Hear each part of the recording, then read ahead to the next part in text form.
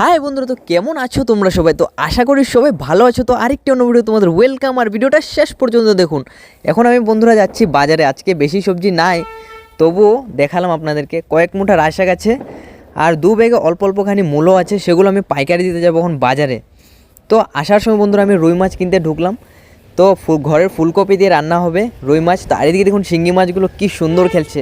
এগুলো বন্ধুরা এখানে না, লোকাল না, এগুলো বাইরের মাছ, চালানি বলে। আর আমাদের নতুন ওলকপি, যেমন ওলকপি দেখুন কতটা হয়েছে, 3-4 দিন পর কাটতে পারার মতো হয়ে যাবে। তারপর বাবার সঙ্গে চারা উঠিয়ে এসে গেলাম। দেখুন এগুলো পটলাগুলো, এগুলো অরুণাচল বাজারের জন্য বাঁধা হলো।